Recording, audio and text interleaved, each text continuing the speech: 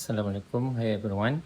Today our group 2 are going to talk about why contractor training and competency are so important in preventing accident at process plant. In industry like oil and gas, petrochemical or manufacturing, contractors are everywhere, especially during maintenance, shutdown or major project. They are doing high risk job like work, confined space entry, lifting operation and equipment repairs. Now, under OSHA 1994, Section 15, employers have a legal duty to ensure so far as is practicable the safety, health, and welfare of all employees at work. This responsibility doesn't only apply to permanent staff, it also includes contractor working at the site.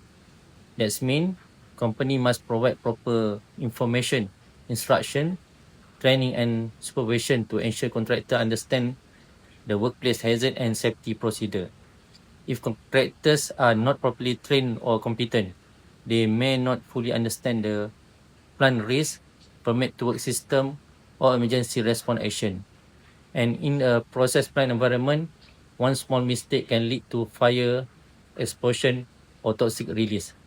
That's why contractor training is not just a good practice, it's both a legal requirement and a critical part of process safety management. So what does proper contractor trainings and competencies actually involve?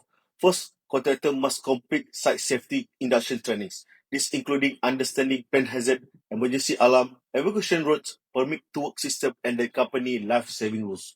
Second, they must receive job-specific technical training based on the tasks they are performing. For example, hot work training for welding and cutting activity, confined space entry trainings, working at height trainings, lifting and rigging trainings, and electrical safety trainings. For high-risk industry, contractor may also require process safety awareness trainings, such as understanding major hazard installation, chemical hazards, and basic hazard identification like direct and job safety analysis. In addition, companies should verify competency through certification checks, experience records, and sometimes practical assessment.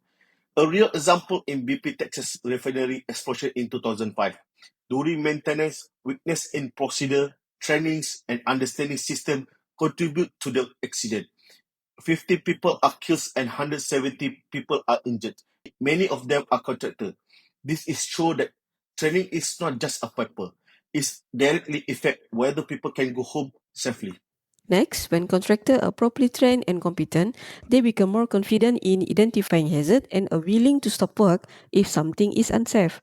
They understand the risk behind each task instead of just following procedure blindly. ISO 45K emphasizes competency, training, and awareness as part of its occupational health and safety management system requirement.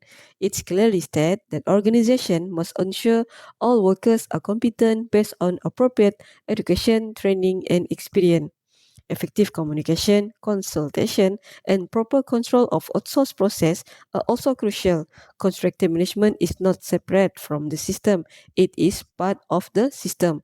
In conclusion, contractor training and competency are not just legal requirement under OSHA 1994 and not merely best practice under ISO 45K. They are essential in preventing serious accident in process plant. In high-risk industry, safety must always be the number one priority to ensure that nobody gets hurt and everyone goes home safely.